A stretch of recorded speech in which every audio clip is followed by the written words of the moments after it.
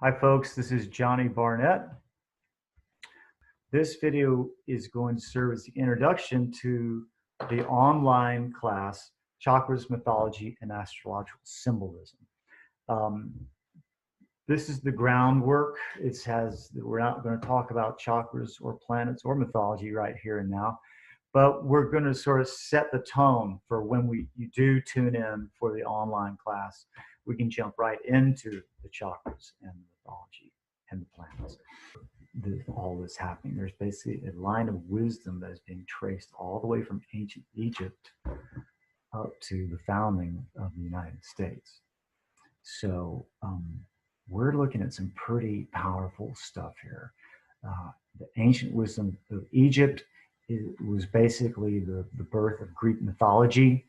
Our understanding of the Greek gods and goddesses and whatnot really borrowed heavily from Egypt. So yeah, we're going to be looking at life through the lens of the chakras, which correspond with the planets, which are named after the gods and goddesses of Greek and Roman mythology. Or is it that the gods and goddesses were named after the planets? No one really knows, but the point is there is a correspondence. These seven heavenly bodies seemingly moving around us in the sky have a correspondence with these seven chakras that are located within the body.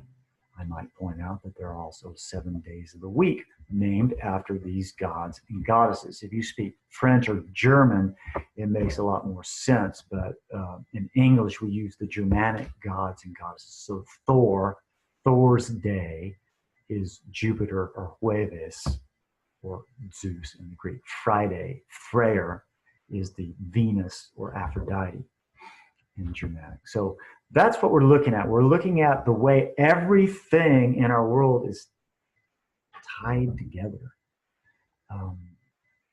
And it gives you a sense of, I hope it gives you a sense of purposefulness, not only in what's happening around you, but in your role in the great drama, the great tapestry of life. We're going to be looking at chakras, planets, stories from mythology. We're going to look at characters from popular culture. We'll look at people famous and people fictional as well that embody these chakras for us. We'll talk a little bit about the Bible. Excuse me, we won't talk about it. I will be quoting from it, and I will not be quoting from it in the way that your preacher or your priest does, because I'm looking at the code, the encoded information about chakras, which is right there in the Bible. So this will not be a religious class. This will be somewhere beyond religion. So don't be afraid if I use the word God, or if I talk about Jesus said this or Moses did that. We're looking at them mythologically. That is to say, the stories in the Bible are very likely myths. And I guess I should define myth for you, because here we are in the 21st century when everyone in America thinks the word myth is synonymous with the word lie, and it is not so at all. A myth and mythology are great, important stories that illustrate the way people are, the way we act, the way we respond in a given situation, the energies that live within us and that we can access or fall prey to if we're not careful, depending on what energy it is. But yeah, these are the stories of heroes and heroines give us information about ourselves. That's why we love them. That's why we love stories like Star Wars and Harry Potter, because they are modern day mythologies, helping us tap into our own inner resources. If I may quote Joseph Campbell for just a moment, he said that Luke Skywalker, talking about when Luke switched off his computer to blow up the Death Star using his intuition, using the Force, Bill Moyers questioned Joseph Campbell about this in their great television series. And he said, wasn't he being illogical? Wasn't he being irrational?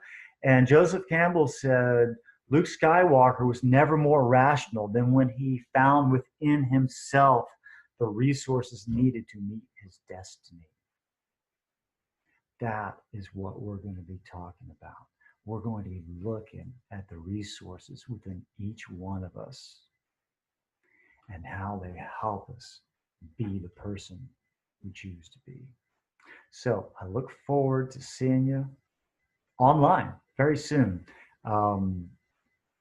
If you have not seen this online, if you have not seen the invitation to see this online, this is a regular ongoing process. I do this class as often as possible.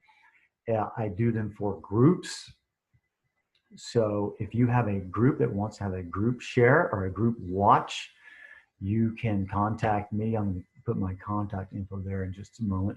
Contact me and we will schedule a time for your people. And your people could all sit together in a room and watch together, which would be great. But of course, you can all do it from the comfort of your own beds, living rooms. So whatever works best for you. But yeah, contact me, info@Chakrology, and I'll flash that up there in just a second. And I think that's it. Questions, comments, of course, anytime. I love questions and comments. And look forward to seeing you online.